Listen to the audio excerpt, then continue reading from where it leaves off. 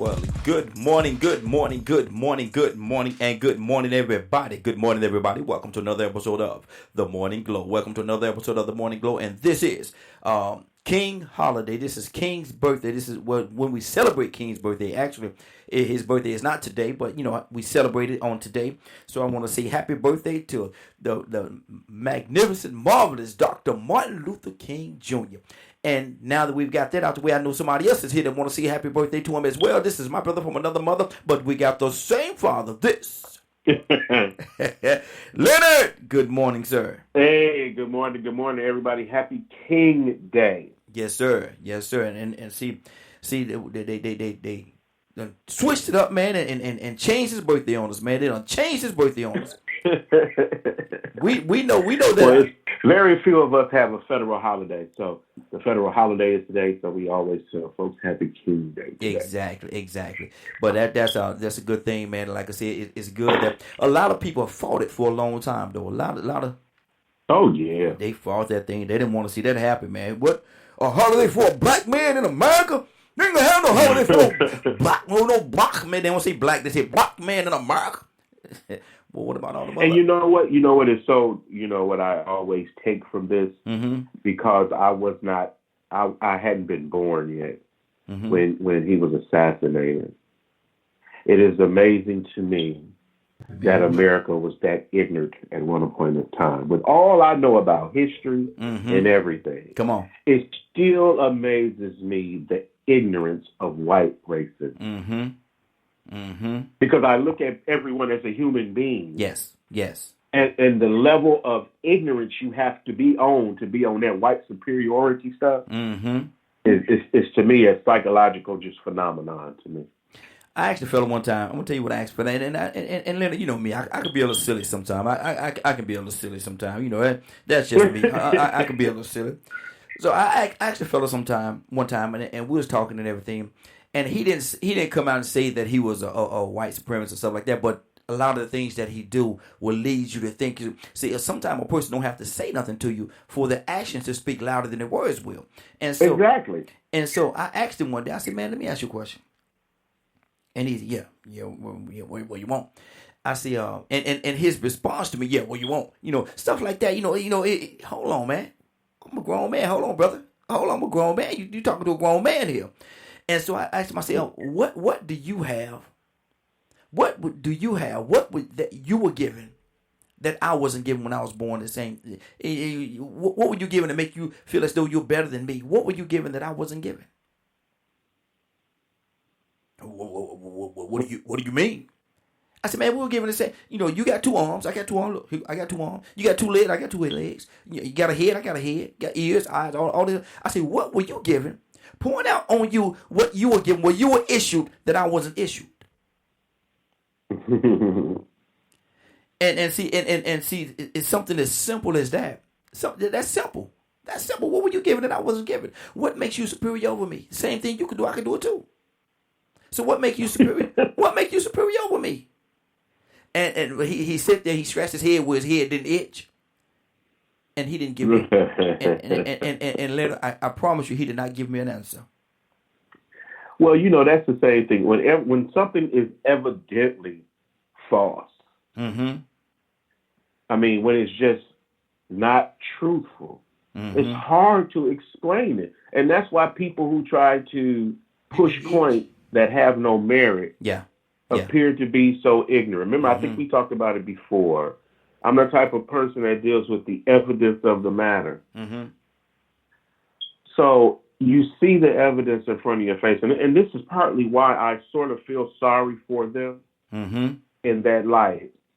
Because I can imagine the psychological despair you must be in when you realize your entire existence is based on a lie.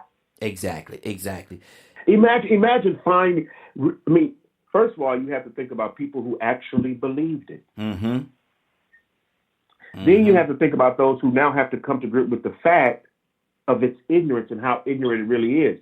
So a lot of them are choosing to die that way. Yep, exactly. Rather than change. So you know what? I will help them dig the holes.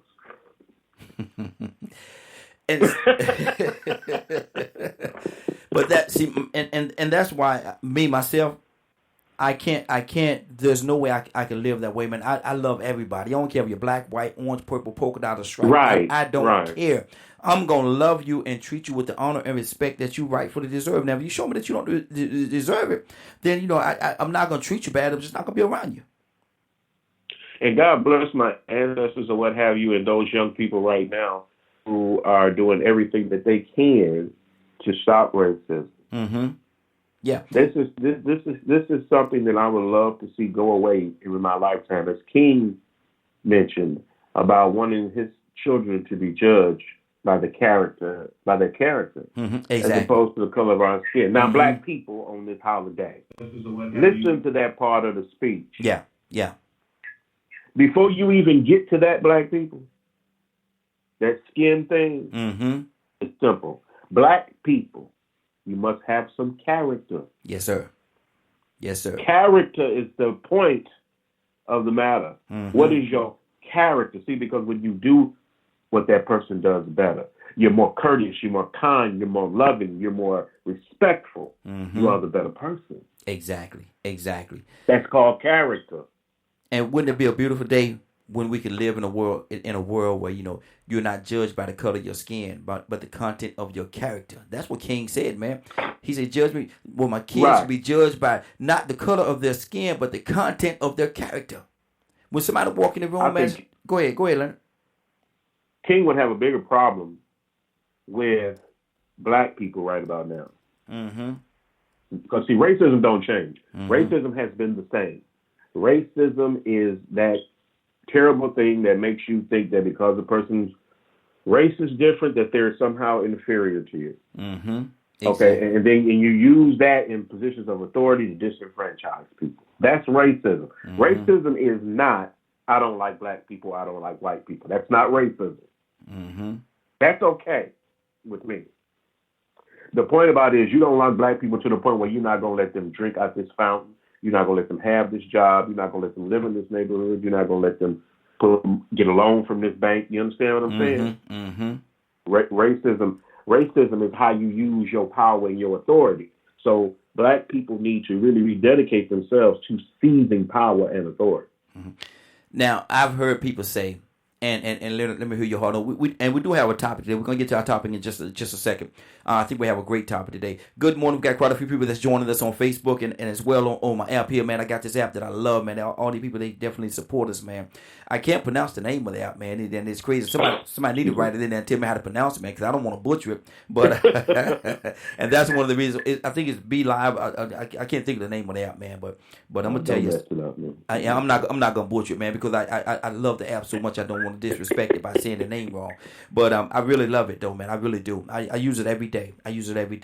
But my thing is, man, I lost my thought. I'm gonna go here.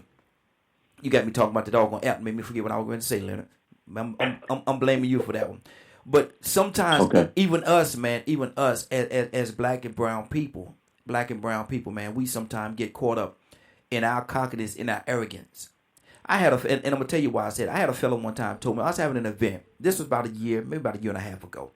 I was having an event. And I reached out to the brother. I said, man, we having it was a networking event we was having. I said, we're having a networking event, man. You come on out, man. It would be nice if you could come on out and join us, blah, blah, blah. You know, gave him a little formal invitation. And he said, is there a cover? I said, yeah. I said, yeah, it's $10. I said, it's $10, but yeah, that's all it is. He said, well, I don't pay. I don't pay to go nowhere. I don't pay to go to no event. I said, what? He said, I don't pay. I said, you don't pay? I said, how do you get in? Because I'm a little shocked now. He said, no. I don't pay, man. I don't pay nowhere. I don't pay.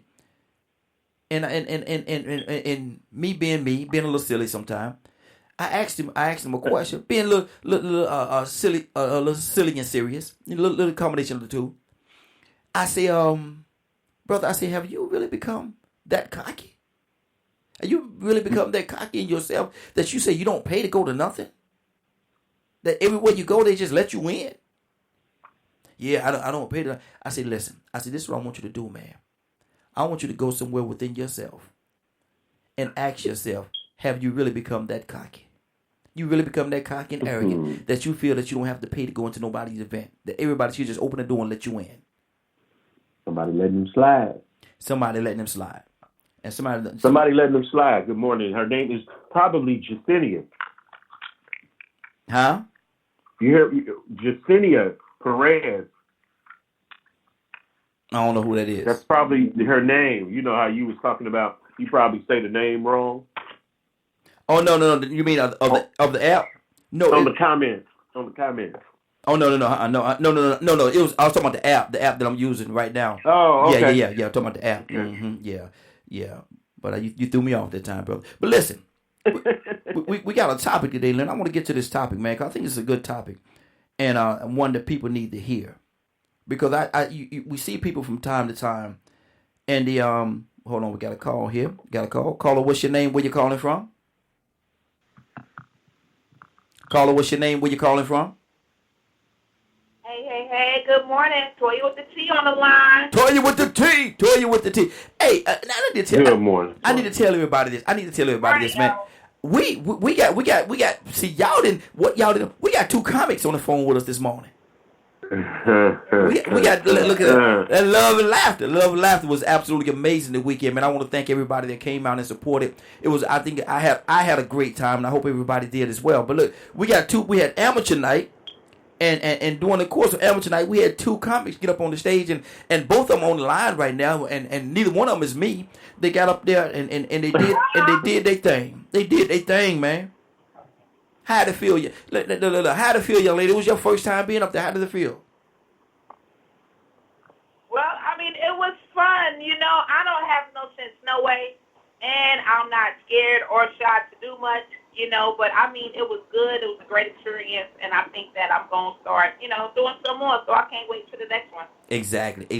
Now, did you have a good time? Did you have a good time at the event itself? Oh, I had a ball. Everybody was funny. That guy on the line right there, that's Eddie Murphy right there. And then they had light-skinned Bobby Brown. He finna not Richard Pryor. He the Richard Pryor of the group. And then Laugh-Lot, he might as well go ahead and take Red Pop spot. I mean, I'm just saying, he has some real deal, you know what I'm saying? The spirit of comedy, like our comedians, they was there that night, man. So exactly. We really need to take that to the next level. It was great. And we are going to do it again. We're gonna definitely do it again, man. And we're gonna push that amateur night because I saw a few people comment and say they wanted to actually do some amateur night. They wanted to try their hand at comedy. And so I think this would be a great opportunity for them to get them up there, man, and get them in front of some folks and let them see what they can do, man. If it's for you, it's for you. If it ain't, then leave it alone. You know what I mean? Exactly. If it ain't, it's DKM Media Group. If it ain't, I'm quite sure it's something else you can find them to fit in the spot. Exactly. We look here. You go over there. You over there and stand in that corner and hold that light. Go over there and hold that light because they come to thing and hold the light. Just hold the light. Don't let it fall. Hold that door. Hold that door right there. If everybody come in, just hold that door. Exactly. Now, our topic today. Good morning, Donna. I see you over there, Donna. Give us a call. Our topic today is this. And I'm going to preface it by saying you see people arguing. You see people getting into a heated discussions. And one person is trying to stay calm and try to keep themselves at an even level. And then you got one that's loud and obnoxious and just hollering and screaming and clapping their hands and stomping their feet and doing all kind of things. My thing is this right here. Leonard, I'm coming to you first. And I tell people this all the time because when I'm in a heated discussion with somebody, I try to keep my voice at an even. I try not to yell and scream and stuff. I try not to do that. But I had to tell people sometimes because the person I'm talking to a lot of times, they get real loud. And I say, look here, just because you loud don't mean you right. You just loud and wrong. You loud and wrong. So, Leonard, what do you say that? Why do people think because they get loud, their voice is elevated, they think that they're right because their voice is loud? Why do they think that? A lot of times I believe it has something. It's emotional. A lot of people are very emotional. And one of the things that I have learned over a long period of time, because you have to be able to control that, because it will turn on you and you will start doing. A lot of people don't got killed because they're too emotional. Yes, sir. I have a couple rules. First of all, let's laugh, joke, and have fun, and we can be loud then. However, if ever that turns hostile, either you're going to calm down or you're going to get hit, one of the two. But you're going to be quiet and bring it down because everybody else has brought it down. You know, it's the hostile nature of getting loud that I don't care for. Yeah. When you get loud, you own the attack. Exactly. And that's why, even in relationships, I don't believe couples should holler and scream at one another. Because that's just an escalation of aggression. Exactly. Now, Leonard, do you think sometimes men do it? Do you think sometimes men do it as a tool of intimidation? And when they're talking to a young lady and they get real loud, they think they're gonna intimidate the young lady, and she's gonna shy down because he's so loud. Do you think men do that? Yeah, a lot of times it's a bark. It's a bark. That's what it is. It's really like a bark. And you know, it's just people who don't have control of their emotions. Like, you know, my wife says, I just talk loud naturally. Well, if I'm feeling good, I talk loud. If I'm interested, I talk loud, or laughing or something, I talk loud that way. But it's never hostile. Okay. You know? Yeah. It's not that, it was because the more upset I get, the more thinking I start to do. That's good. Because, see, you know, when you know yourself, you should be at that point at a certain age. If you know you get all upset and the first thing you do stop hollering, you got to work on that hollering, man. Exactly. Work on the hollering. Exactly. Absolutely. Toya with the T, what do you say to that? A person get loud. They get loud, stomping and clapping their hands and doing all kind of antics and all kind of things all over the place. And I tell them, I'm quick to tell them, because you loud don't mean you're right. Now you got two things going on right now. Now you're loud and wrong. So what do you say to that, Toya?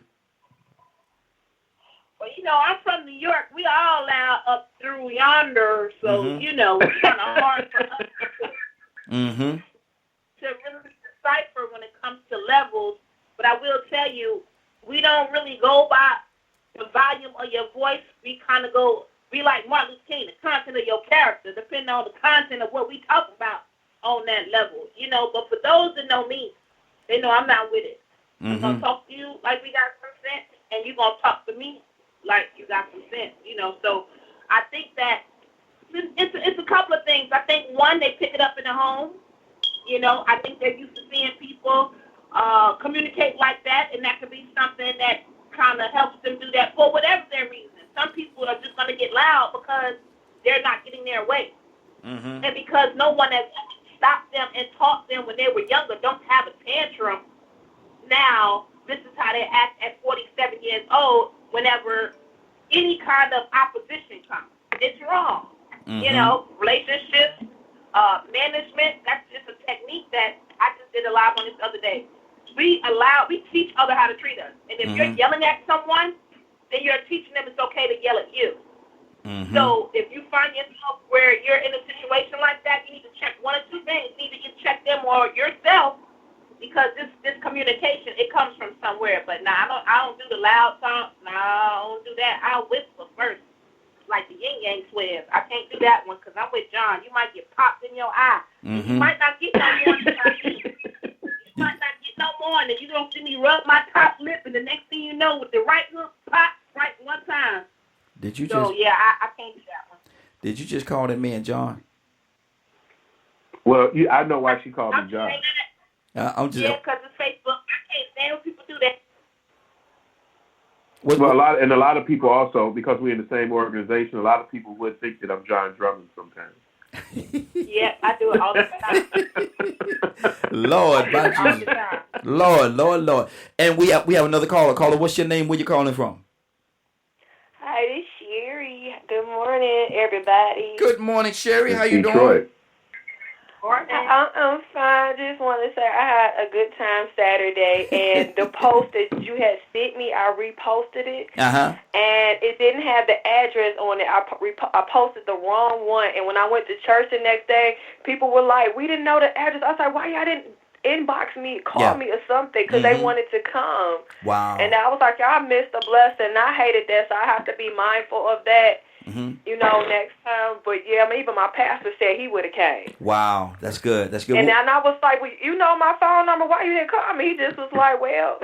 Hey. But I just wanted to say I had a blessed time. But yeah, I was calling to comment on what y'all was talking about. I kind of heard the tail end of everything or whatever.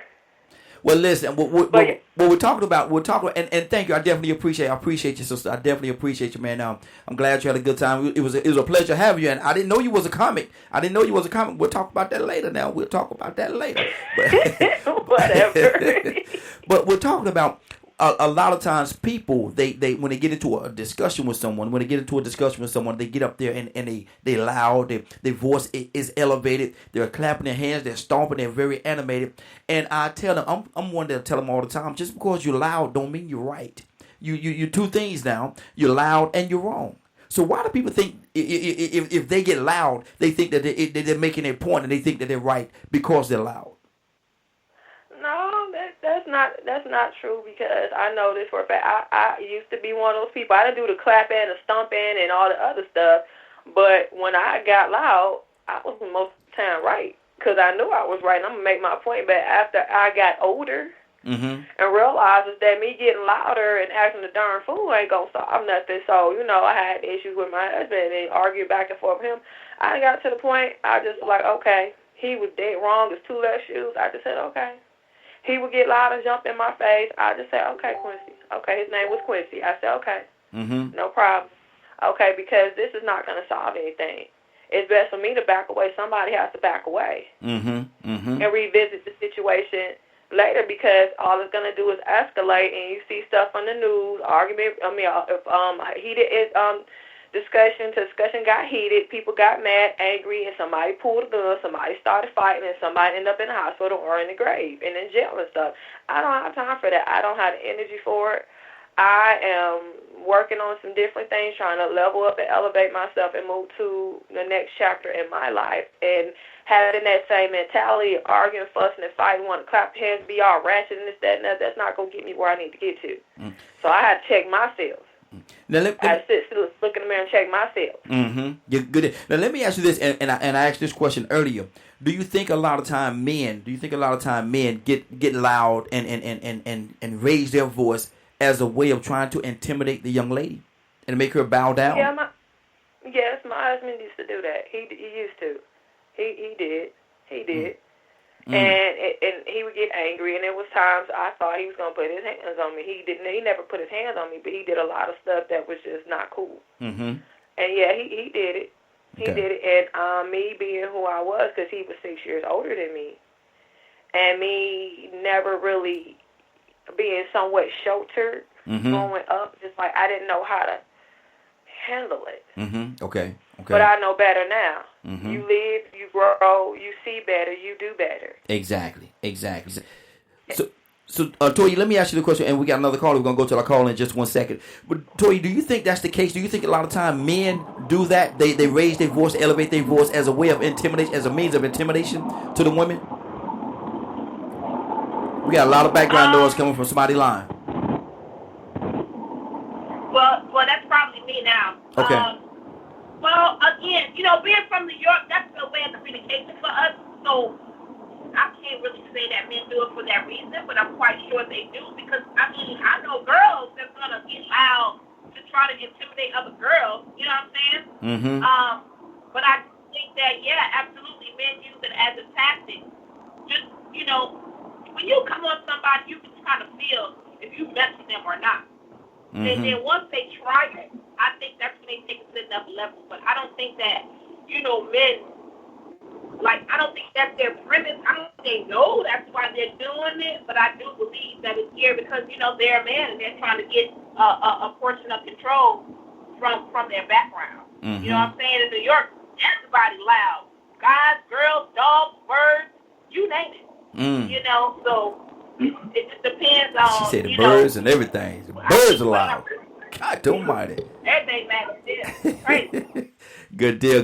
We have another caller. Caller, what's your name? Where you calling from? It is just us. Good morning, Donald. How you doing, sir? Good morning. Doing okay. Good deal. All right. A good deal. Good. Man, how you? I know you had a situation this weekend, man. You all right? Yeah. Okay. I ain't want to put, I ain't want to put, say it, put too much out there. I just say it that way. But yeah, I'm good. Donald something else. Donald something else. Flashlight. But listen, man, what do you say to this? Hey, look. Hey, you say my mom used to tell my dad that he called him Jay. He said, Jay, you something else. He said, besides what? Besides what? Look, listen. No, that is. Exactly. Hey, Donald, because you're loud, does that mean you're right? No, man.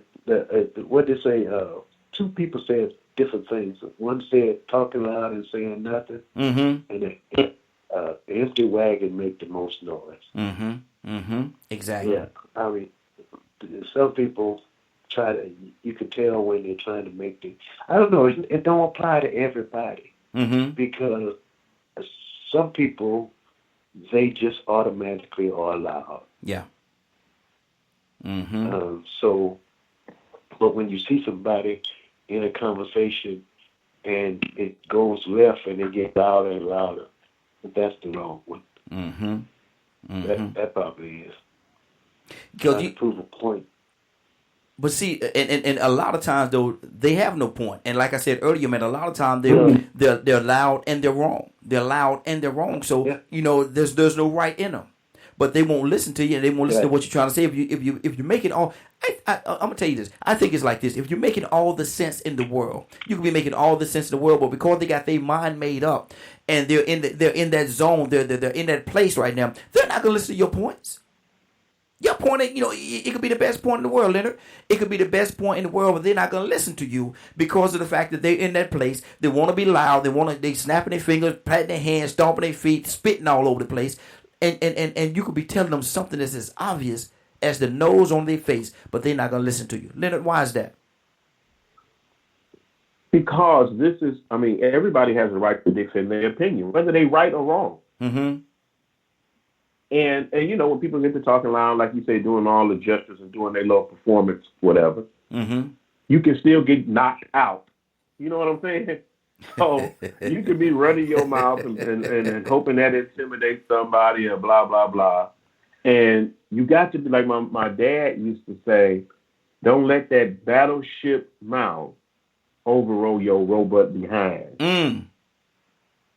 That's a saying there, boy. That's a saying there. Now you can talk all the trash. A lot of it, if you're from the hood, talking trash is talking trash. You get loud, blah blah blah.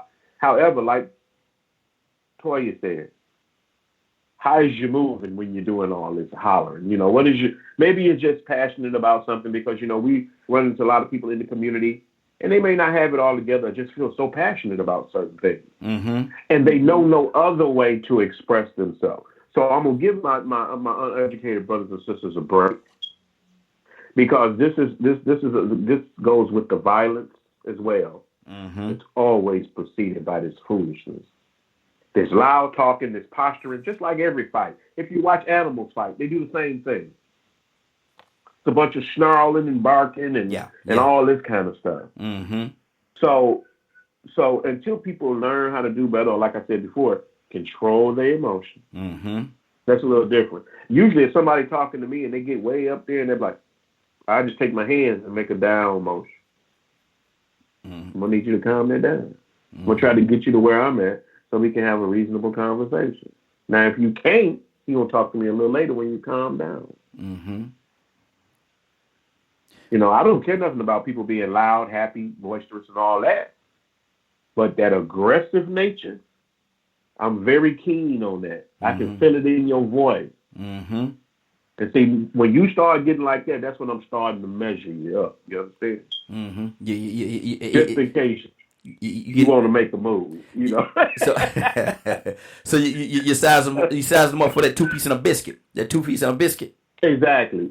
And plus, you letting me know where you at in your path. You know what I'm saying? And rarely do you see very immature men behaving this way. Absolutely. And especially young boys. because ain't a lot of intelligence right there. None at all. And see, that's my thing. So, you know. And that's my thing right there. I'm going to go to Sherry with this. Sherry, what kind of example are we leading for our children? If they see us in that way, they see mama, daddy, sister, brother, uncle, niece, or nephew, whatever it is, and they're hollering and screaming, and the little kids are looking on to this argument, this fussing, and then they see somebody, and they almost know, the little child almost know what happened and know what the situation is, but they see this person being loud, and because of the fact that they being loud, they're able to get off the hook, and they're able to walk away pretty much scot-free. Are we teaching them to act in this way? Are we teaching them that that's the right way to do things, to get off the hook in certain situations? Is that the example we're giving them? Well, some people do that, but I have noticed, I've checked myself because I've been in situations where the opportunity presented itself for me to check someone. I did check someone. I was pregnant with my youngest child, and I was at Kroger, and I'm in line trying to purchase my items. So I'm putting my things on the belt thing, it moves. Mm-hmm. So I'm putting my stuff up, and then the lady behind me putting her stuff up too. I said, ma'am, I'm not finished. I still have stuff in my basket to put my stuff up. So she started putting her stuff up there too. She's like, oh, okay, man. So she started putting her stuff up there, not paying attention. And then it's to the point where she got all her stuff up there. I had to hand my stuff to the lady. She was like, you got plenty of room, this, that, and the other. I said, I'm trying to hold my peace. Mm-hmm. So I just flipped out. I said, you want to know what? I was like, if I wasn't pregnant, I would fight you. Mm-hmm. I was like, she was like, excuse me. I was like, no. I was like, because you need to be checked. I stood up here and I asked you twice nicely. I said, look, you see me putting my stuff up here. I'm in front of you. I don't have that much stuff. I had to hand my stuff to the cashier because the lady put her stuff up there and the belt and kept moving. And she was like, oh, okay. She just didn't care. Mm-hmm. And I went off on her. And then I thought about it, and my daughter jumped in, and I had to check my daughter because you need to stay in a child's place. Mm-hmm. And I realized from that situation that I have to do better because I have 2 daughters, and I have to govern myself accordingly. And I remember another situation. I was at Walmart, and somebody almost backed up and almost ran over my child. Mm. And I'm like, hold up, how you not see my children? She's like, you need to watch your child. We're walking across the parking lot to get a basket. My oldest daughter was on one end, and my youngest is in the middle of us. My oldest daughter right now is taller than me. Mm-hmm. So you had to see my child. She's not short. Mm-hmm. And she's talking about watch your kids and this, that, and I can't stand mothers don't watch their kids. We're walking. I'm holding their hands. They're not running through the parking lot. She got out the car, yada, yada, yada, yada. I can't stand this. I went in Walmart. Everybody saw what happened. I went in Walmart.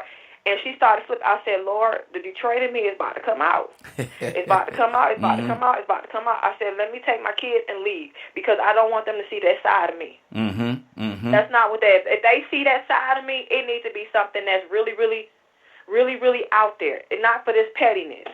So I'm not going to address pettiness. But if it's a real life and danger situation, they going to see mama act a darn fool. But this right here is not the situation that they need to see that. So the people from Walmart had walked over to me. I was at the Walmart because I live in Elwood, so I was at the one on Anvil Block when it happened. So the people came up to me like, are you okay? We saw what happened and everything, and we thought we were going to have to call the police. I said, no, I'm good. I'm calming down. I'm good or whatever. I got, I was walking out the store, and I was like, let me just go to another store to get what I need to get because she was still in the store, and she was still popping off at the mouth, and she was very loud, very loud. You could have heard her from the other side of the store. It was that serious. Good Lord. So I had to leave the store because I didn't want my kids to see me act fool. Exactly. We have another caller. Caller, what's your name? Where you calling from? Hello? Caller from the 321 area code. What's your name? Where you calling from? Oh, they hung up. Okay. Maybe they will call back. Maybe they will call back. Toya, what's on your heart right now? Because it sounded to me like Sherry was about to put something on somebody. But go ahead. What's on your heart? Yes, she was. Well, like we said, sometimes situations that we're passionate about be the driving force behind all that hollering and screaming, and sometimes it's justified. But at the end of the day, justified or not, it still doesn't take away the fact that you get popped in the eye. Mm-hmm. Either way it goes, because that is something that, people get killed like that because it's a form of disrespect. Exactly. So, when you start to hollering and screaming and carry on, you don't know what the other person been through, what they experienced. That's a real fine line, man. Respect 9 times out of 10 to get you out of nowhere. And that energy, all it takes is for that energy to hop on the other person and it's going down. So, I'm a firm believer in try to, keep the energies down and turn the other cheek. But, when them energies get up, it's kind of hard to back down. So, this conversation, hopefully it'll help somebody because it's real out here when it comes to them levels, boy. Them levels is something else. Exactly. And Donald, does this happen a lot of times in cases of road rage? Because road rage got a lot of people killed, man. You hollering and screaming, you at each other out of the car, and then one person tell the other person, in a road rage situation, one sentence is gonna happen. Well, pull over then, pull over. That's the sentence that's gonna cause the most difficulty right there when they say pull over, and the other person, okay, well I will pull over. Now they feel like, no, okay, you trying to chump me? What you think I want? You think I'm afraid of you? You think I'm scared? And then they pull over, and there you go. You're gonna die. That ain't good. You know what I do now? I don't do road rage. I don't care if they park in the middle of the street. I wait because they're getting, especially these young folks. You can't, boy. Won't you get out the street? No, you can't do that no more. I don't do that. And then if I feel threatened, if I'm in a conversation and it kind of raises a little bit, first thing I do is look here, because I'm not that big of a fella, but that don't mean I'm not a fella. Exactly. But exactly. I calm myself down, evaluate the situation, because if it gets to that certain point, I could be at risk. So there's a way that I know how to defend myself. Exactly. But I can't. I don't raise my voice. I calm my voice down. Because from that point on, I got to think about what's going to happen. Exactly. And so I got to be able to function. But raising my voice, that's crazy. But that's every day. Yeah, but see, and you're absolutely right. That's what a lot of people do. Hold on, we got a caller from the 321 area code. Caller, what's your name? Where you calling from? Yes, my name is Jasenia Perez, and I am calling from Melbourne, Florida. Hey, Jasenia. And the topic is very interesting. Yes. I say good morning, Jasenia. How you doing? I'm doing fine. How are you today? Hey, doing good. Thanks for calling in this morning. Definitely appreciate you. What's on your heart? I know you've been listening in for a minute. So what's on your heart about this? Just because you're loud don't mean you're right. Right. Just because you're loud does not mean you're right. And I just calling in on another aspect of this because I know that that's the topic, but sometimes people can misconstrue someone's loudness. Maybe that person's cultural background or whatnot has them speaking all out of tune, and they have not yet learned where to place their mannerism or their loudness. And therefore, yes, it leaves you in trouble because the other opponent person who's not dealing with that is like, hold it, wait a minute, that's too much. Yeah. That's not right.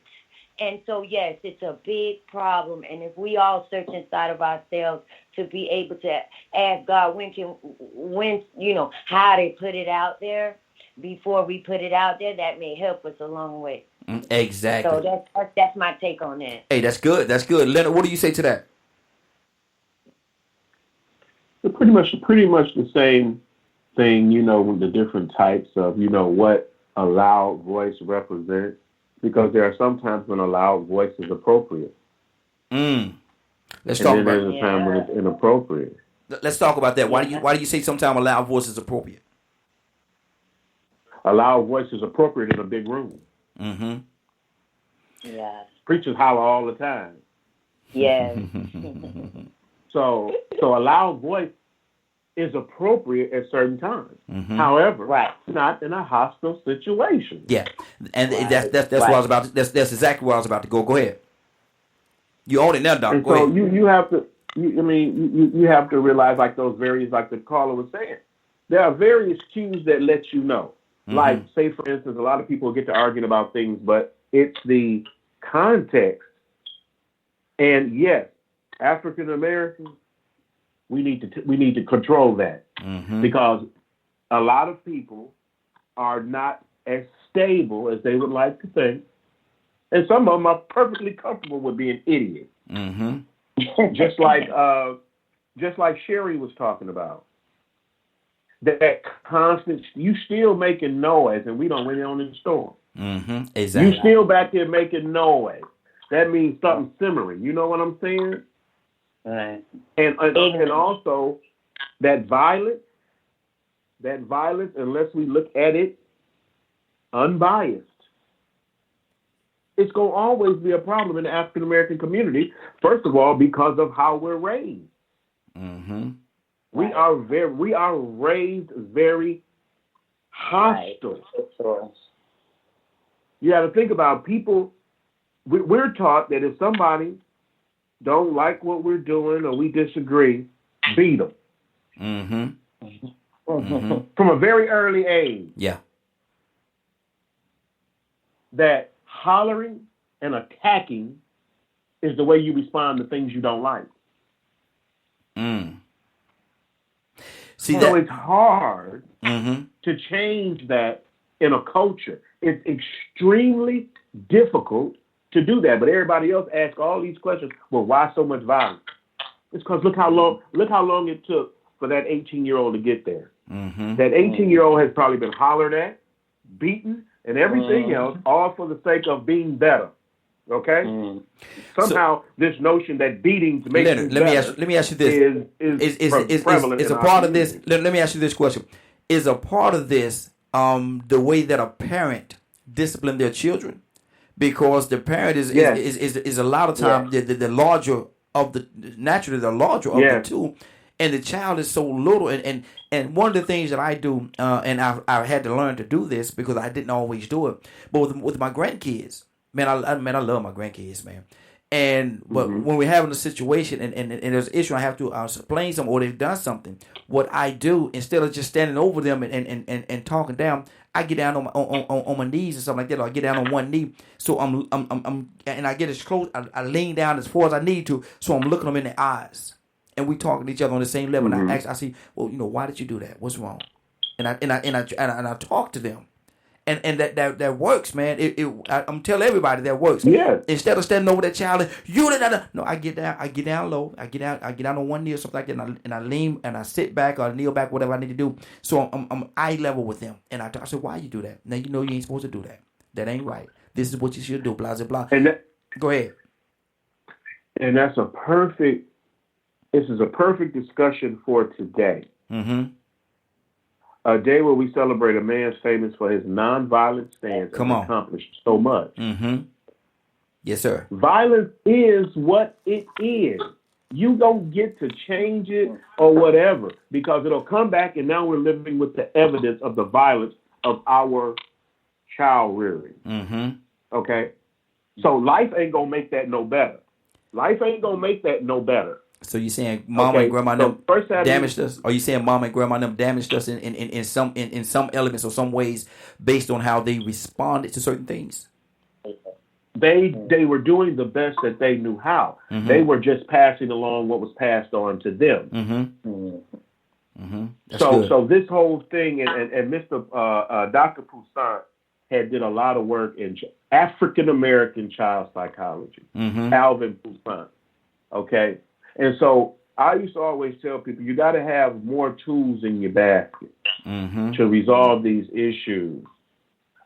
Discipline is very important because it's easily mimicked. If I see you do this and get your way, guess what? A young person will start doing things that way. Exactly. So if hollering and screaming preceded every altercation, then that is what they're going to do. That is how they're going to behave. Unless somebody pulls them to the side and say, let's try a different way. Exactly. And then the ignorance of our cultural backgrounds put this notion in there that somehow the Bible justified you beating children. Mm-hmm. Mm-hmm. Well, that's okay. That's how a lot of times that's how they read it, and not necessarily mean that they're reading it right, but that's how they read it, and that's what they're taking, and they're going to stand on that. Right, wrong, or indifferent. That's their understanding of it. Let me do this. We got another caller. Caller, what's your name? Where you calling from? Good morning, Raheem. Who this is? Good morning, Glow family. Hey. Who this is? I had to get country when I talk to her. Who this is? This is Chrissy from the booth.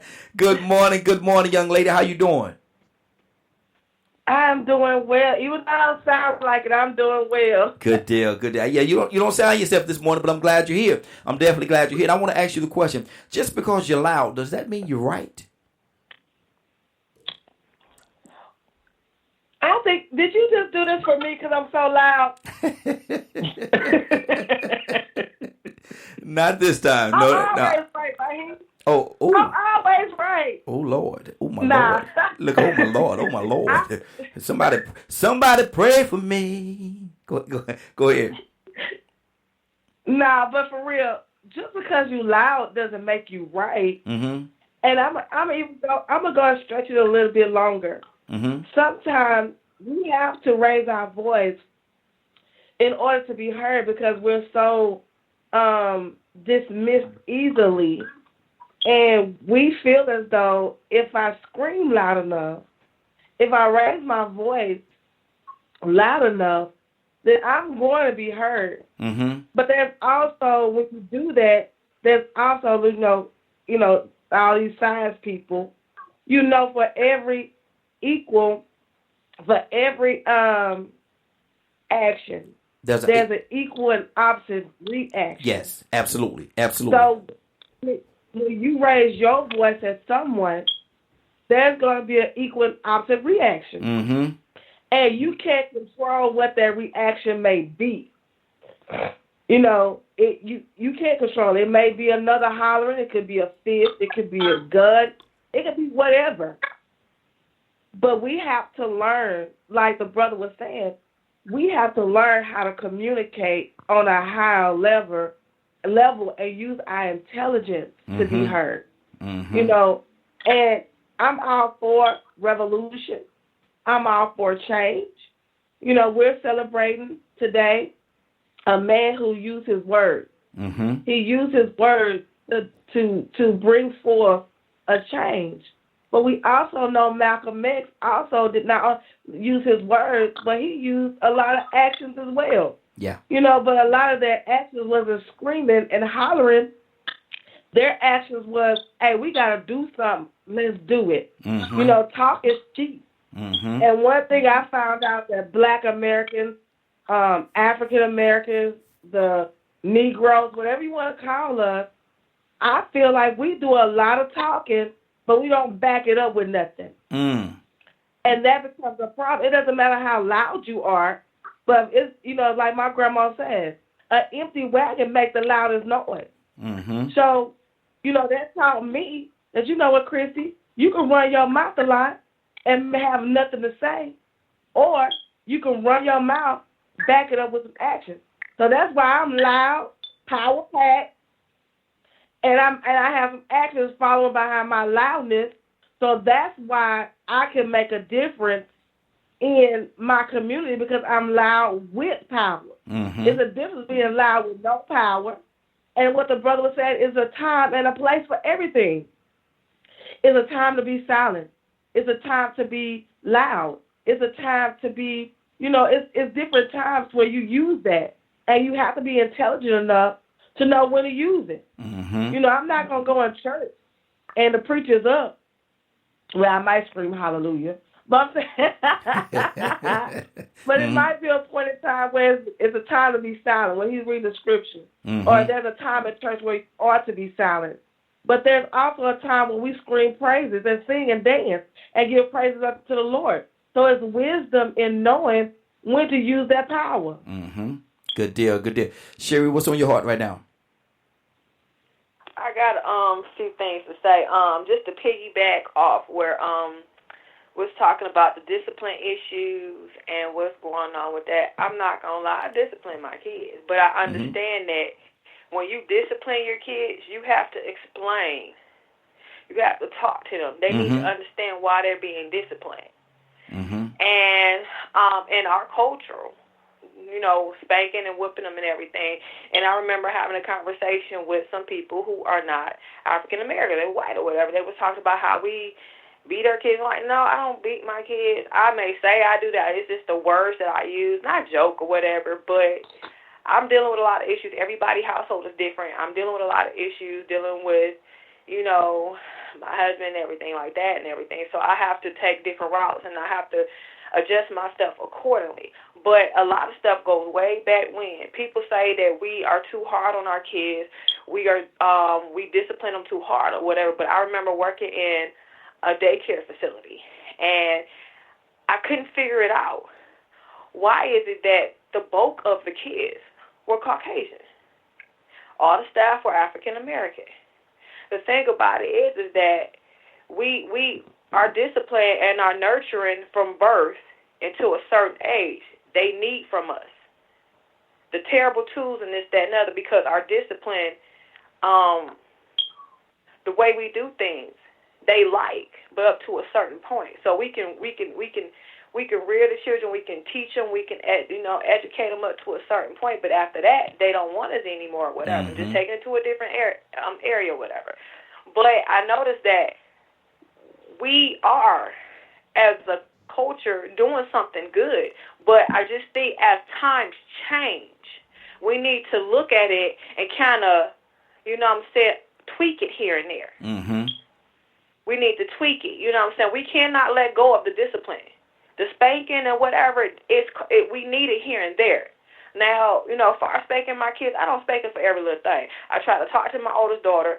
They're going through things, dealing with my husband passing away and everything. I'm seeing that, and I'm trying to adjust accordingly. And over the break, when I was with family, I see a lot of stuff that I made mistakes on, and I own up to it. And I'm trying to fix it.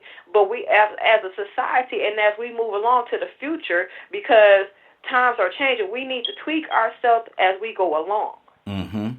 We need to adjust, but we cannot throw the old school ways to the sideline. We cannot throw that, because we need that. The learning, when I was there to talk. Okay, did we lose her? I think we might have lost her. Yeah, we'll keep this thing going. Toya with the T, what's on your heart? Yeah, I was kind of feeling what Sis was saying, man. I'm all about the discipline. My thing is this: as long as you can grow bigger than me, I'm gonna show you. You're not gonna be whipping on me. If anybody's gonna be doing the whipping, it's gonna be me. But I mean, even with that, I think it's about technique. Like, you don't have to spank a 1-year-old a light little pop or hurt their feelings, and they just gonna act like they just dying. So my discipline aspect, they got guns out here. They got a whole world that'll come kill you. So I'm not going to not spank my child because a certain group of people took it to the extreme. No, if I tell you not to do something as your parent that clothes you and feeds you, and I tell you X amount of times, I'm going to warn you the next time I'm going to spank you, you're going to get spanked. The abuse, the beat down, the clothes, fists, and all that, that's a little bit extreme. And if you're a 22-year-old black male and you think you're going to run up on me as your mama, I'm going to swing closed fists. It don't matter if I've never beat you my whole life or if I have.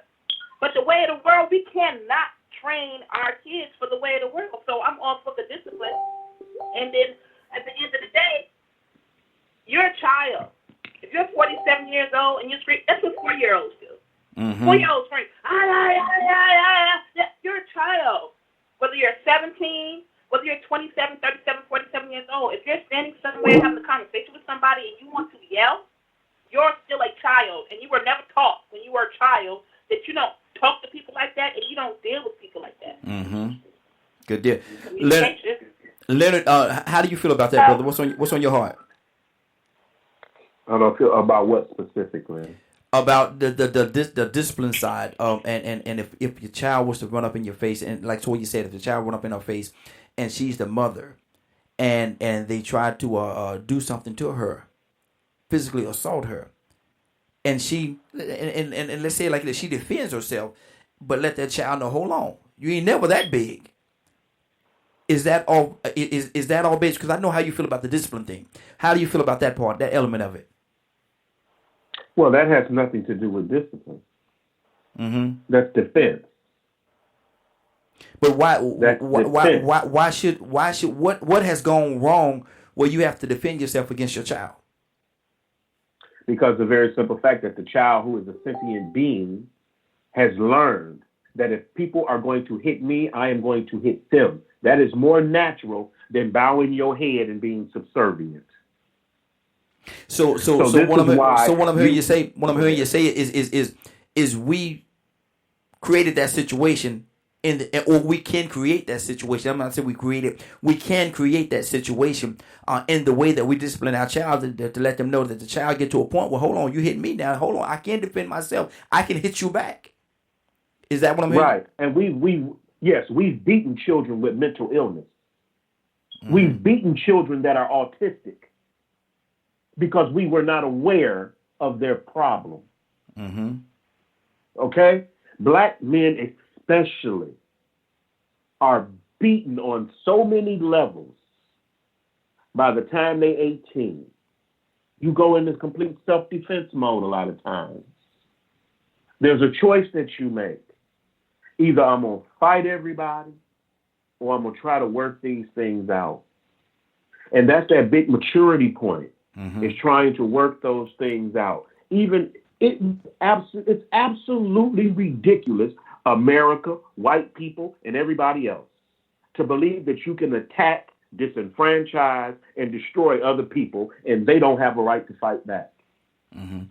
But see, a lot of times, and I want people to call in. The phone lines are certainly open, 678-381-1973. And I can agree with a part of what you're saying there, Leonard. But at the same time, there are other people that will say that these are my children, and if I don't discipline them myself, if I don't do these things myself, then somebody else is going to step in the gap, and they're going to do it. It's either going to happen in the house, and I can teach them, and I can use this as a teachable moment, and even if it includes spanking, or they're going to go out into the system, and the system ain't going to care nothing about them one way at all. At least I love them enough not to hurt them. What do you say to that? I'm saying you have been misled and miseducated. Discipline comes in various forms. When you've been disciplined since you was an adult. Now, would it have been appropriate for your boss when you show up late to come in there and kick you across the room? Would that be appropriate? No, sir. But I bet you bring your butt to work on time when you quit that job, one of the two. Like I said, this is what punishment is for. My thing is, a lot of people to change behavior. A lot of people have and I say this all the time. There is really no handbook on how to raise a child. And me, like I say, Leonard, you feel the way that you feel, but I'm gonna tell you something. Me, I do believe in discipline. I do believe in that because, but I believe in spanking, not whipping and all that's not all that. But I do believe in there's certain situations where you have to spank your child.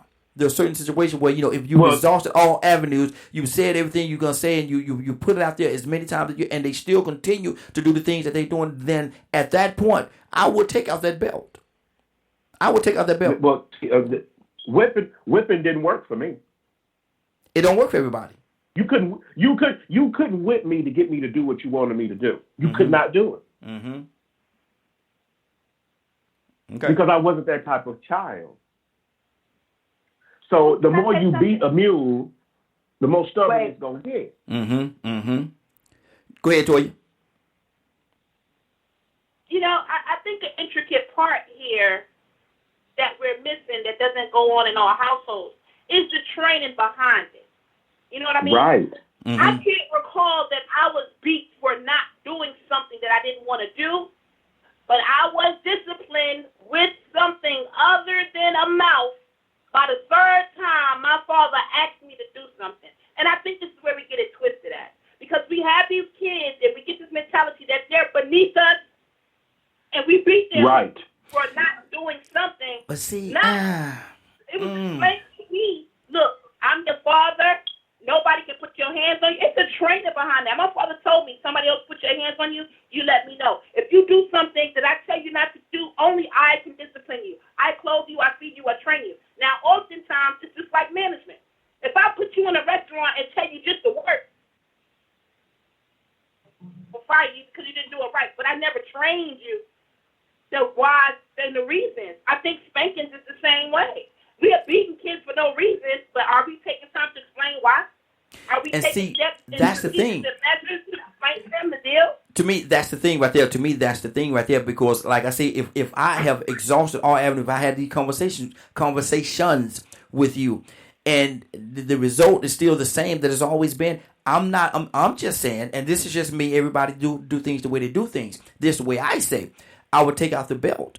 And we'll walk down that avenue just to see what the results are of that. But my thing is this right here, and I want to go to Donald. Donald, let me ask you this question. Sometimes for a person that does not want to take out the belt and does not want to discipline their child in that way, can the words that they use be as harmful as the belt? Depends on how early they start. Mm-hmm. You know, because from we wait. Some people wait till a child gets 6 and 7 and 8 and 9 and 10, and prior to that, they just think it's cute. Mm-hmm. And then after they didn't actually do the proper training and instructing the kid, they got to beat them. Mm-hmm. But you didn't start at 1 or 6 months. Mm-hmm. When they come out, they lying. They crying for nothing. They keep you up all night. So when that baby come out that womb, you get that belt. You need to do stuff. You get that belt and you wear that behind. I'm just picking, man. You probably grab the hand when they start grabbing stuff. Mm-hmm. You try to instruct them then. You bring them to the store and instruct them how to conduct themselves. You tell them so that you might not have to put your hand on them. Mm-hmm. You might not. Mm-hmm. Exactly. But you got to do something. I want to say something else about something that women said. I think it was. Yes, we'll come. Who is that? We'll come to you. We'll come to you next. Who's that speaking? Christy, I come to you next. Go ahead, Donald. Okay. Once I think he said something about the preacher is loud. Mm-hmm. And somebody mentioned witnessing is loud. Mm-hmm. That don't mean they right either. Yeah. Because we have a trained preaching mode. Mm-hmm. And then some of them are in that mode, but they ain't saying nothing. And then the witness, they are louder than the preacher. Yeah. And they didn't hear a word he said. Mm-hmm. Mm-hmm. I just want to do that. Okay, good deal. Now let me ask you a question. I'm gonna go to Sherry. Do you think words could hurt sometime worse than the belt? Yes. Mm-hmm. I think so. So. It's really not what you say; it's how you say it. Mm-hmm. Mm-hmm. And you don't have to use profanity to curse a person out. Mm-hmm. Exactly. Sherry, you wanted to say something? Yeah, I was disconnected. I don't know what y'all heard or whatever. I don't know what happened, but I was taking it to a different level. Mm-hmm. So I was just talking about back in slavery times, and I kind of lost my way or whatever. But just saying that with the spanking issue is that the way we did it back then, not saying it's wrong or right, but we need to take part of what we have learned from our ancestors and the people before then. We need to just consider that. And some of that stuff needs to still be in effect because it's not exactly wrong. We just need to tweak it to the new times and stuff because our kids and stuff, they have a different way of thinking. We're in a technology situation. They have a different way of thinking, and it's like they're a lot of people are in their feelings and everything else. And I see from my perspective is that my kids, they think differently and they ask questions or whatever. And then Toya, she was saying that when you whoop a child, you need to explain to them. They need to understand what's going on. Mm-hmm. They need to understand. You just can't. And that say like I do it because I said so. Okay, because I said so. I mean, then you raising a dumb child. Like, well, my mama just said so. My mama just said so. I need to, so I explain to them why. And I have to tell them over and over again, you are blessed and highly favored. You have a roof over your head. You have food to eat. You have clothes on your back. You don't want for anything.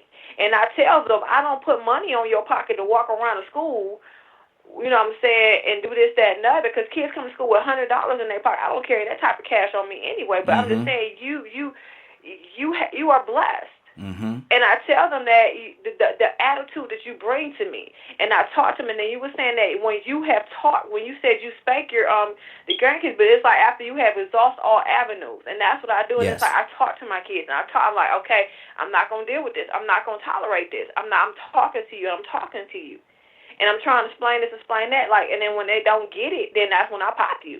But I'm just not coming out of nowhere, okay, the child, you know what I'm saying, well, mama cannot, and then bust them in the mouth, because I know parents who are like that.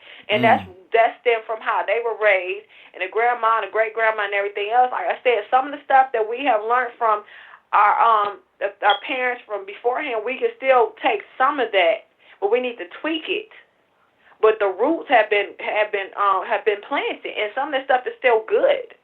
We just have to tweak it accordingly because we're raising different kids. It's a different mindset, a different things and everything. Like my daughter tell me, she when I'm looking at her schoolwork, and I talked about that Saturday, it's something that I don't get it. It's a new age. It's a new thing we're dealing with, so we have to adjust ourselves accordingly. We have to change things. So basically, it's trial and error right now. And I'm working on it, and I'm trying to be a better mother. I'm trying to be a better person. I'm trying to be all of that. So we have to keep that in mind when we're dealing with things. We have to keep that as our focus. Like, okay, take a step back. Instead of us just jumping in and just, like, start slapping and kicking and everything else, we need to take a step back and just see what's going on before we react, because every action has a reaction, and we have to make sure our action is in place and it's right, because when the reaction comes, we might not be ready for it. Exactly. Let me do this. We have another caller. Caller, what's your name? Where you calling from? Good morning, y'all. Good morning. It's Anna. Hey, Anna. Good morning. How you doing? Yeah, I always wait for that. Hey, Anna, how you doing? I'm good. I've been listening in because I wanted to see everybody's different views on this. So most of you guys have met my children. And one thing I will say, I've never been the type of parent. I have a pretty calm demeanor. It takes a lot to get me upset. But I've never been that. Now, don't get me wrong, they've needed one or two here and there. I've never been the type of parent that has just hit my kids, whether it takes a lot for that. Pretty much my tone of voice will tell you, Mama ain't playing. Okay.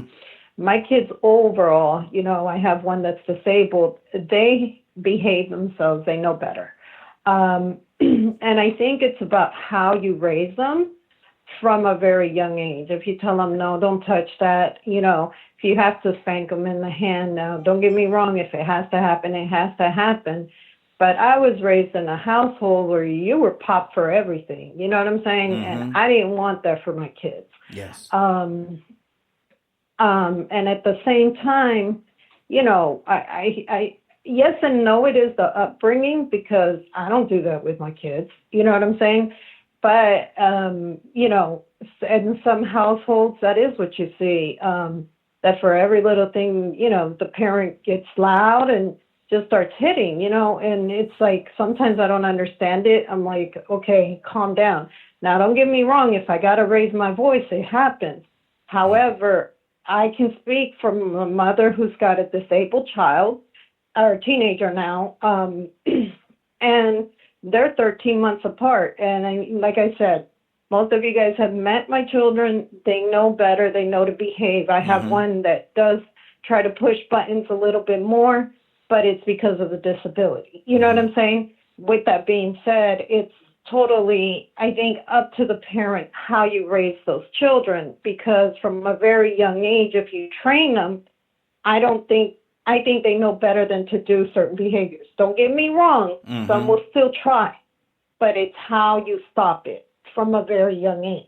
You see what I'm saying? Yes, exactly. So that's just my take on it. Good deal. Donald, what's on your heart right now? Leonard, come to you next. So,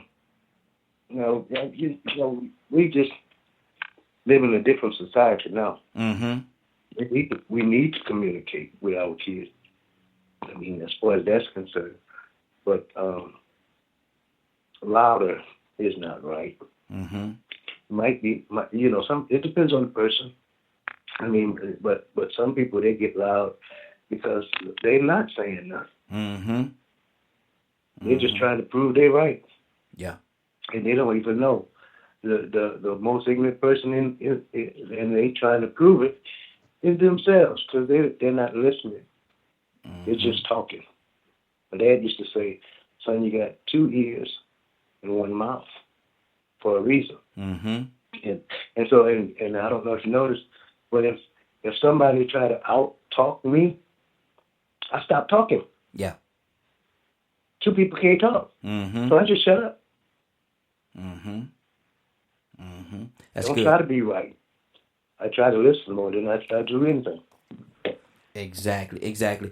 And let me say this. The phone lines are open, 678-381-1973. 678-381-1973. Let me say it one more time. 678-381-1973. The phone lines are open. Give us a call. We love to hear from you. And our discussion today is, just because you're loud doesn't mean you are right. Just because you're loud don't mean you're right. You could be loud and wrong. Leonard, what's on your heart, brother? Talk to me. I like what Anna was talking about, and I want to commend her because I just met her children. Mm-hmm. And like she says, she has a son that is disabled, but he's very much in control. Yes. The redirection was excellent. Just a simple redirect. I remember hearing her say, okay, bring it down, too loud. She didn't have to raise her voice or anything. But because she has had to take that extra step, because she has a child with a disability, she knows probably several ways of disciplining a child rather than beating or whipping a child. Mm-hmm. Okay? And these are the things, and this is a body of work I'm working on with psychosocial behaviors and things like that. And it has a lot to do with, with child rearing and how does violence get in our community this way. Mm-hmm. And why is there such a huge disrespect for one another? And why are we so easily driven directly to killing one another as opposed to talking things out or walking away? And it has to do with the discipline at an early age. Now, there's a certain, and I don't want people, first of all, let's clear up some things. Discipline and whipping are not synonymous. Mm-hmm. A whipping is just a whipping. Yeah. You don't know if it's discipline until you know if it worked or not. Okay? Mm-hmm. Also, black men raised in certain environments where this behavior is the way that they survive, mm-hmm. it's 9 times out of 10, they're going to wind up dead because of it. It's not healthy. It's not healthy at all. It's really not healthy at all. I remember when my son, my oldest son, he was young, mm-hmm. and we would go to the doctor's offices because my wife at that time had to go to a lot of doctor's appointments and everything. And the doctor would always comment, he is so well behaved. Mm-hmm. You just looked over there, and he went and sat down. Yeah, exactly. I said, because he's trained to the look, mm-hmm. as opposed to me having to put my hands on him. Good deal. Let me do this. We got a caller from the 352 area code. 352 area code. What's your name? Where you calling from? Kim. Okay, I'm sorry. What's your name? Kente. Kente? Yes, sir. Hey, Kente. How you doing, sir? I'm doing all right. How you doing? Hey, doing good. We're talking about just because you're right, just because you're loud doesn't mean you're right. Just because you're loud doesn't mean you're right. What's on your heart concerning that? Say again. We're talking about just because you're loud doesn't mean you're right. Just because you're loud doesn't mean you're right. What's on your heart concerning that? a person that's loud all the time, and they could be, and I tell people all the time, you could be loud and wrong. You got two issues going on now. You're loud and you're wrong. So you being loud does not automatically mean that you're right because you're loud. What do you say to that? I mean, just because you're loud, you just got to get a point across what I'm trying to prove. You know, trying to intimidate somebody, you know, something like that. Mm-hmm. Or just loud, that's just the way a person that's just what it is. Mm-hmm. But yeah. does that make it? Does that make Kente? Does that make them right? You know, and a lot of people, sometimes the personality is that they're loud. But if you're loud and you're yelling and you're screaming and you're doing all these things, clapping your hands, stomping your feet, you're not listening. You're not listening because, you know, I mean, you're not listening to anything. And a person could be telling you something that could affect your life in a very positive way. But because of the fact that you're so loud and you're so animated with what you're doing, you're not listening. You'll never be able to receive what they're saying to you. What do you say to that? Well, for preaching or just in general? In general. Mm-hmm. Now ain't always right. Mm-hmm. Absolutely. Good deal. So hold on, we're gonna go to a few more people, man. We're gonna come back to you. If you got a few minutes, hold on with us, okay? All right. Good deal. Let's go to Sherry. What's on your heart, Sherry? Toya, coming to you next. Yeah, I was the lady who spoke. She was there Saturday. Is it Anna who has the special needs child? Yes, ma'am. Mm-hmm. Yeah, I work with special needs children, and I was just saying discipline is still needed there. It's just a different type of discipline. And honestly, I had some jokes that day about, you know, my job. I didn't want to say it because I didn't want to upset her or anything. So I kind of was just kind of considering that. But I know that a lot of times when I'm at work and I see parents come in there, they allow their child, because they're special needs, to do whatever. Mm-hmm. And it causes chaos in the classroom and at home, and they don't know how to deal with it. And the teacher tries to talk to them, and they are not understanding, well, my baby this, my baby that, but there's still discipline. It's just a different type of discipline. You have to critique your discipline based upon the child. That goes with regular ed and special needs, because I call them my special needs babies. Some people still call it that old word back in the day, and I hate it with a passion, retarded. I don't like that. They're not retarded. They have a different way of learning, and they know a lot more than we give them credit for.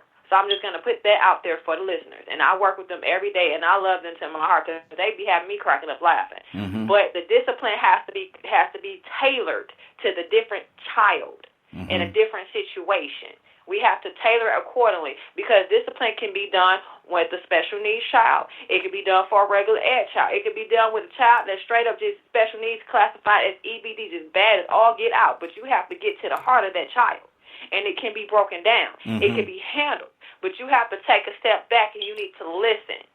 Like I said, the old ways of doing things, we can't throw it away, but we have to take it and we have to tailor, we have to critique it to get the job done. And people are lazy and they don't want to put the work in. They put it on the teachers.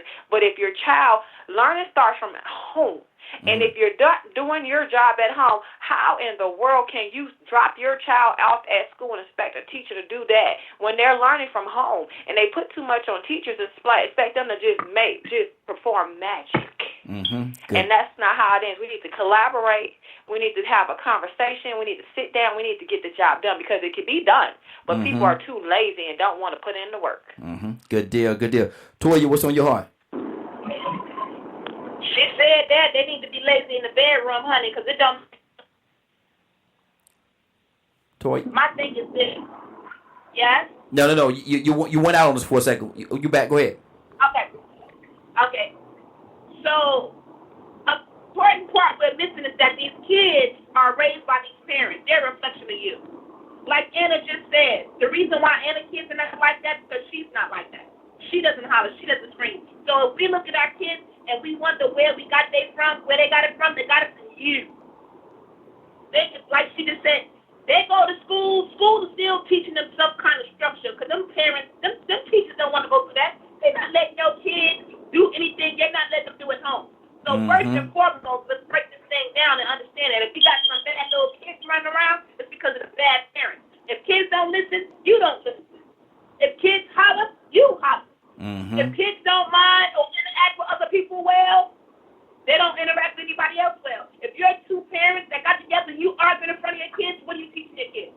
So what we're taking for granted is that when we lay down and have these little people that know nothing, they know nothing, and they suck up and absorb every single thing we do. And it's like, oh, well, I don't know how they got like that. Well, they saw you do that. They saw the whole world do that, and you never trained them on how and what not to do. Exactly. Now, I'm adopted. I got 17 nieces and nephews. I done had to spank all of them one time in their whole life. They grown now. They don't mess with me. Mm-hmm. They don't play with me at all. But I talk to them. Hold on, Cole. Them. I love them. I explain to them, overall who I am, and I think that's where we got that connection versus where it might be a little bit more hostile with their parents, because as a parent, you angry. The kids angry because their daddy ain't there.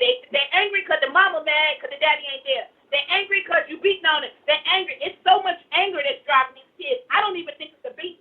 It's the anger about everything they are exposed to in the household, and a lot of it is wrong. Yes. The parent didn't do like they're supposed to and get married. The parent, it's a lot. It's a whole lot. So it's like, some kids need discipline, but Anna might not. If you done two knuckleheads and y'all got together and neither one of y'all listened when y'all was younger, then you're probably going to have a knucklehead not listening kid. But if you're someone temperamental, like, Anna and myself, be cool, calm, laid back, then 9 times out of 10, probably your kid going to come out like that. Good deal. We have another caller. Caller, what's your name? Where you calling from? Good morning, everyone. This is Annie from Mississippi. Annie from Mississippi. Good morning. How you doing this morning? Happy King Day to everybody. Hey, there you go. What we're talking about today, we're talking about Anna. Annie, I know you've seen this a lot of times. People get into a heated discussion. One of them try to stay calm. But you got one in there, just got one that's just going to be loud. They're going to be loud. They're going to be stomping their feet, clapping their hands, and waving and doing all kind of animated stuff. And my thing is that what we're talking about today is just because you're loud does not mean you're right. You got two things going on. You're loud and you're wrong. So, Anna, what's on your heart behind that? Yeah, you see that a lot. My grandbaby, when I went to visit her about 2 months ago, I hadn't saw her in a moment because I was so busy doing some other things and working. But when I went to see her, and I just noticed her attitude was like, she was playing the things. She was like snapping her hand and clapping her hand to get her point across. And I told her, I said, you know what? I don't know what happened to you, but it don't take all that right there. And I told my daughter, I said, I don't know what makes her do all this? But she had to grab her. She's 13 years old now, but she have, a new school, new children she hang out with. And I noticed she was doing the very same thing you're talking about, raising her boys, acting, and I hate to say this right here, ghetto. And I told her, I say, you wasn't brought up like that. You ain't raised like that. So stop acting like the children in your circle, because your parents are not like that. You have good parents. You have good grandparents. So, we have raised you, and we're trying to raise you properly, but it will happen. Exactly. Kente, what's on your heart right now? You still with us? I think we might have lost Kente. I think we might have lost him. Kente, are you with us? Yeah, we lost him. Let's keep this thing going. Christy, what's on your heart, Christy? Then let me see where I'm going after that. Go ahead, Christy. Christy, you there? Donald Toussaint, what's on your heart, Donald? Hello. Yes. Donald, are you there? Yeah, I'm here. Go ahead, Donald. What's on your heart? A lot of people when they get to the point where they're emotional, not only they get loud, their body language gets loud too. And they still ain't saying nothing. I been out of work for a couple of days because I don't work on my birthday, so I took off. I didn't work the weekend, but the crew did. So when I started this morning, I wanted to know what went on. So I asked, and I kind of lined it up like I wanted the explanation to come out, and one of the guys spoke out. And then I asked him, I said, okay, is this finished, and how do we go forward? And he explained the whole thing. And then he comes back and reversed everything that he said. Because he was wrong in the first place. Because he wanted to be the first one to say something. Mm-hmm. And a lot of people are like that. They want to be the first one to say something. So they get loud, and then they're listening. They just want to say something, and then they're just talking. So just because you're loud, that doesn't mean you're right. Exactly. And that's where a lot of people get it misconstrued, man. They get up there, they argue and they point, they want to holler, scream, and yell and do all these different things, and you're dead behind wrong. You just wrong. Now, like I said again, you put you right in that same category that we said earlier. Now you got two elements going on for yourself. You're loud and you're wrong. So what are you looking like in that instance? What are you looking like? You're loud and you're wrong. So what are you looking like? Leonard, what do you say to that? Rain. Yes. This is Christy. Hey, Christy. I just wanted to comment real. Hey, everyone was talking about the kids and the discipline, and I just want to say we can't clump all kids together because what works for one child doesn't work for another child. Mm-hmm. I'm a mother of 4 kids, and I'm my daughter, my youngest daughter.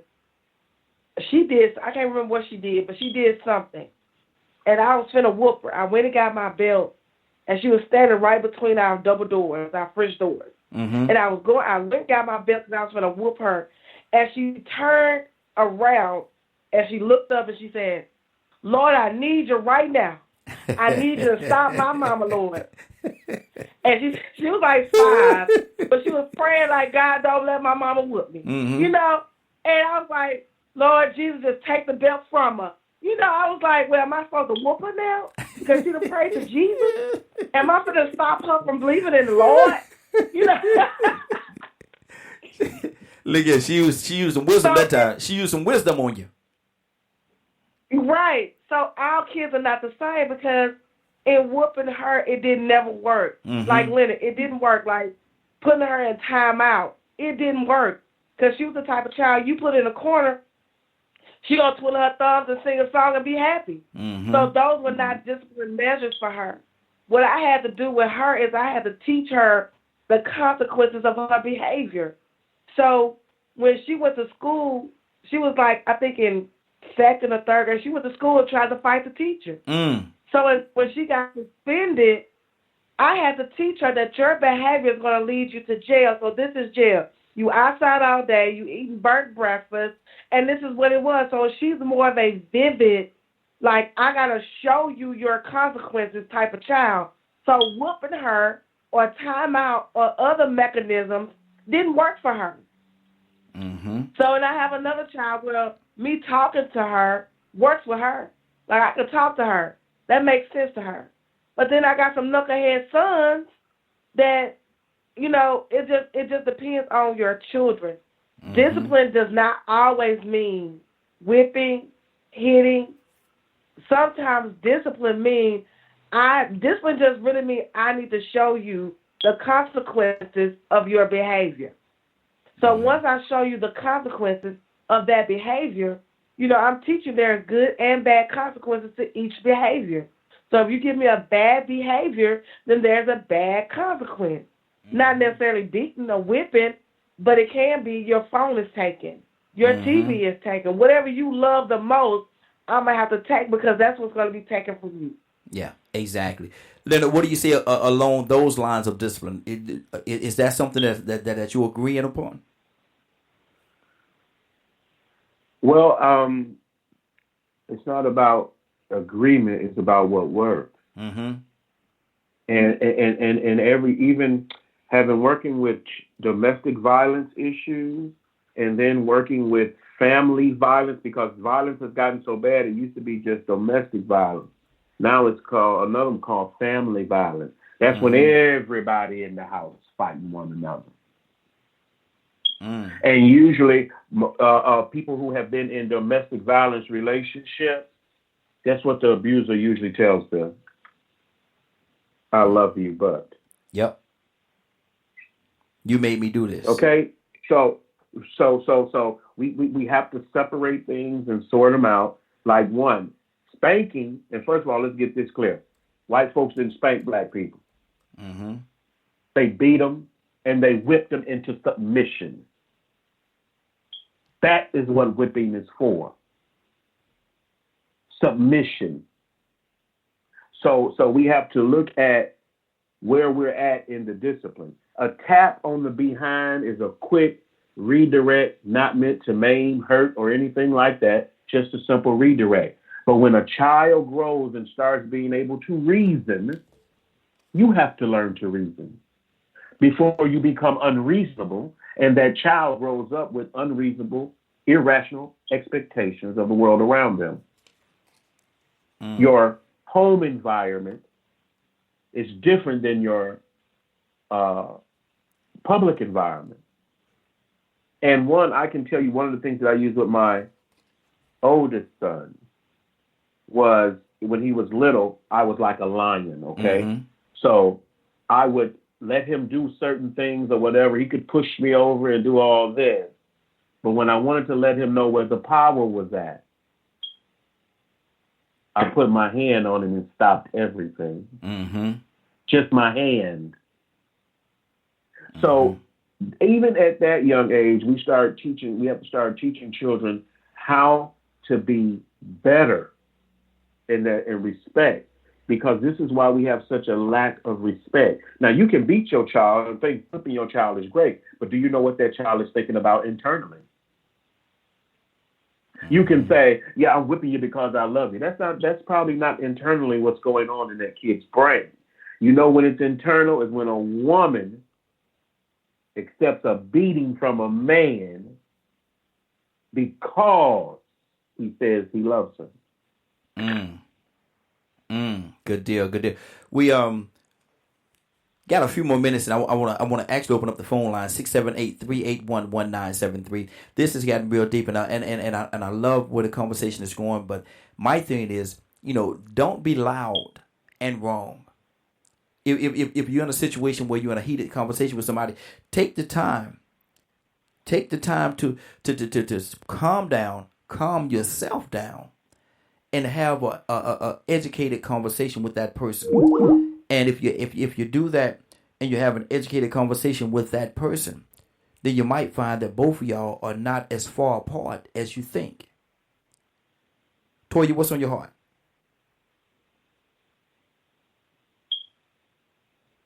Yeah, that's some good points. And I had to say something too, because if you're a father, and this is how you communicate with your daughter, and if you're a father who beats her daughter, what do you think she's going to expect from the man when she gets out there that says she loves her? Mm-hmm. Mm-hmm. So again, this is why it's important about the training. Don't get me wrong, my father beat my butt, but there was a training and an explanation behind that. I mean, when I tell you in full detail, I used to get on my nerves sometimes, because when I say every little thing, don't be walking like that. Stand up straight. Don't let nobody hold on you. I finished the story. I mean, literally, I remember years of every single day corrective action, following directions, and helping me understand who he was as a man, why he get to spank me and don't know other men spank me, and if somebody was to think that was my father, what I should do in the event of. And then there's ages, okay? Because when you get 10 or 11, 12, 13, 14, 15, what you doing putting your hands on somebody? And then when you get your hands put on back, then it's a problem. So I get it.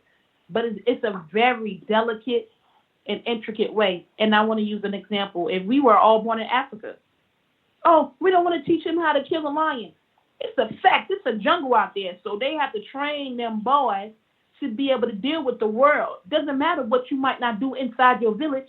Doesn't matter what might not go on inside their village. But the fact is that if you're from Africa and it's a jungle and you know it's antelope and stuff out there, you better not dare let your child go out there unprepared or not knowing how to defend themselves without you personally teaching them, or else it's all going to lie on you. Good deal. I see Ricky done stuck his head in. Ricky, good morning, sir. Good morning. Get an opportunity to give us a call. We got a few more minutes before we get out of here. What we're talking about today, we're talking about just because you're loud don't mean you're right. You could be loud and wrong at the same time. We got another caller. What's your name? Where you calling from? Morning, Gold family. How y'all doing? Curry, man, look at you. You ain't feeling no better, man. You ain't feeling no better this morning. No. I had to take my muscle relaxers last night, man. I had a show last night, and the show is kind of. It's not just a be in character and say lines, man. There's a lot of physical things going on. So, age, man, age. Are you trying to say you're getting old? Is that what I'm hearing you say? That's I ain't trying to say it. I said it. I'm getting old. I'm comfortable in being an elder. Exactly. Well, let me ask you the question, Curtis. What's going on, family? What we're talking about today is just because you're loud don't mean you're right. Because I know you've seen situations where people have discussions and one person get loud and they try to intimidate or bow somebody down because of the fact that they're loud. But at the same time, you could be loud and wrong. So what do you say to that? Mm-hmm. Man, that's the way of the world. Look at your president. Mm-hmm. Loud and wrong as all get out. Don't know. Oh Lord, I was going to say something I can't say. Don't slip down. That's just that. Don't drop no bone on the ground now. Don't drop no bone on the ground. Right. I was going to drop a cemetery, man. That is the way of the world. I remember my father told me something one time. He told me, he said, the worst man you ever want to be in your life is a rich, arrogant. How do you put it? A rich, arrogant, ignorant man. And what we have at the highest levels is a group of folk who got inherited money, who are self-perpetuating their own ignorance, thinking that money is going to be a substitute, class as a substitute. And it's matriculating down.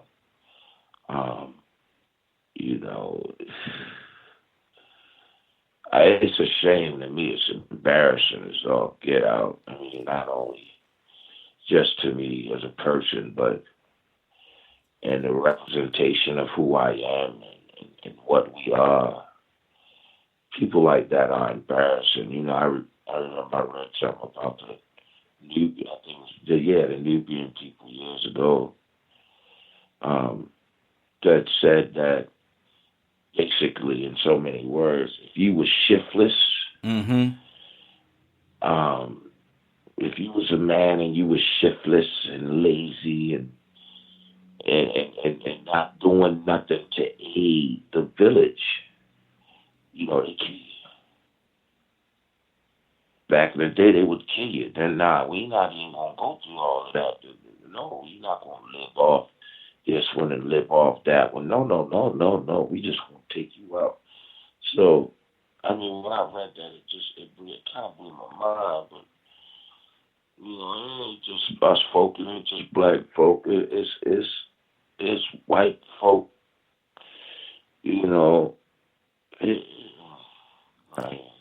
Hey, I know, brother. I got you. Topic like this on King Day.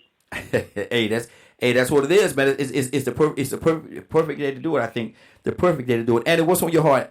Right now? So I was thinking, we did get into the conversation about children, and we all have our own way of disciplining. Mine works for me. It works in every atmosphere.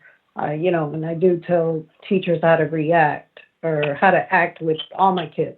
With that being said, you're right. You're absolutely right. It's happened to me in the workplace where you have, I'm the manager of, the office, and then you got an employee just, yelling. And I think I've told you, Raheem, before, I had 2 employees sitting here fist fighting in the middle of a medical office. And I'm like, a dental office. I'm like, what are you guys doing? And it's all because both of them were trying to prove the point, which led nowhere because they both got fired. There was, they left me no choice because both of you wanted your point stressed, but couldn't talk like normal individuals, had to take it to the next level.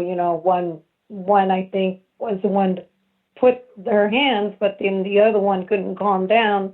So, it led to that type of violence, which is uncalled for. I mean, especially in an office, what are you going to do? You're stressing it or whatever.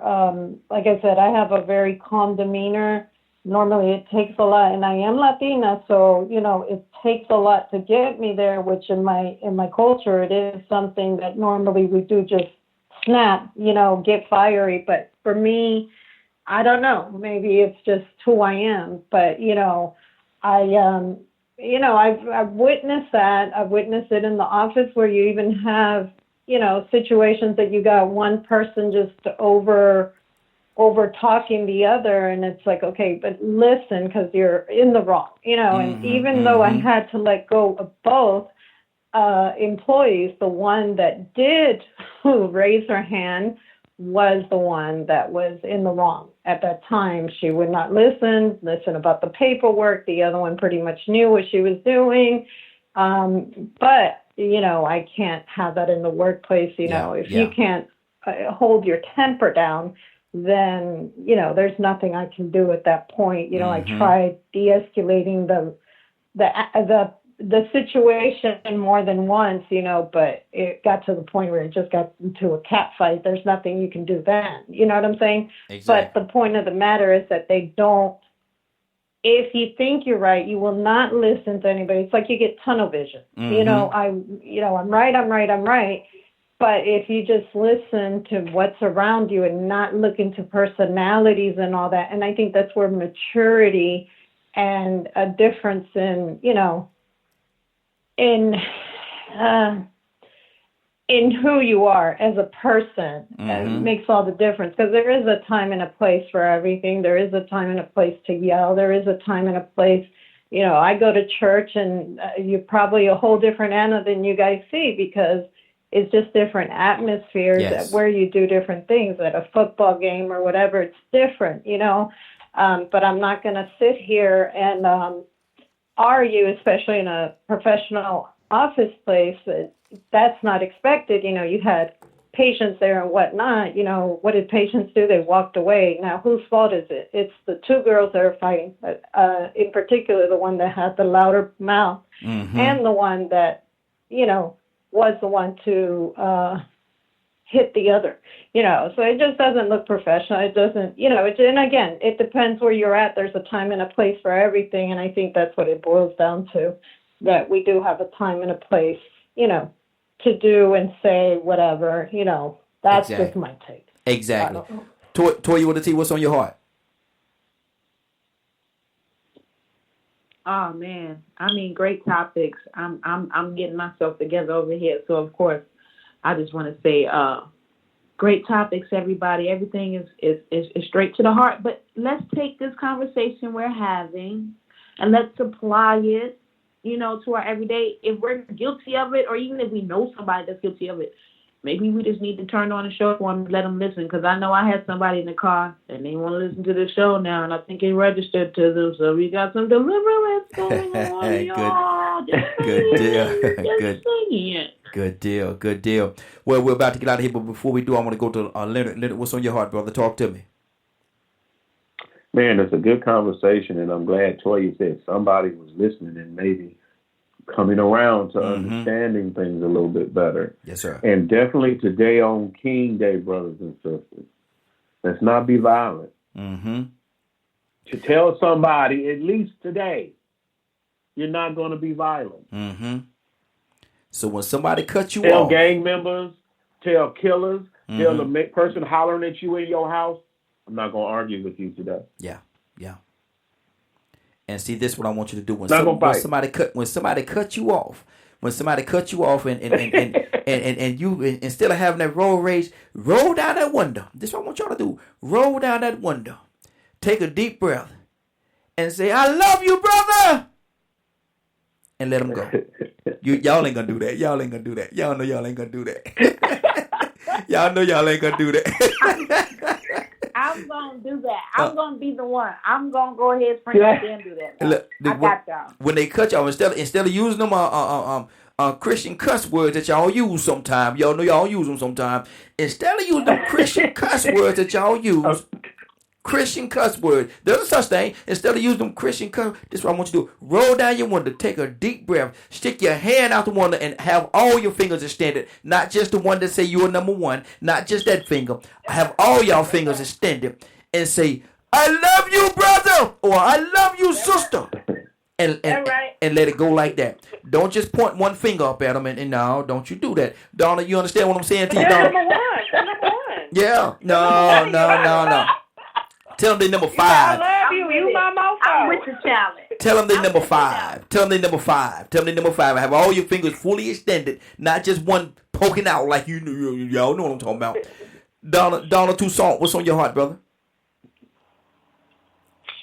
Yeah, I was reminded of a person said I was out in the workplace and they said, I need to talk to you in your office. I said, you calling me to my office? Okay, come on. So they wanted to have a private conversation. Mm-hmm. And they came in here and just are going off, yelling. And I just said, look, next time you want to have a private conversation, why don't you just lower your voice? Mm-hmm. She said, I'm howling? I said, yeah. Just want you to know that. Mm-hmm. Mm-hmm. So anytime, just because you're loud, that don't mean anything. Exactly. Shows you missing something. It's good show. Good deal. Look, it showed that something ain't right. Some of them dots might not be connected. You need to connect them dots where you want to talk to somebody because let me stop. Great. Exactly. Just a little bit. Anna, what's going on at 3:00 today?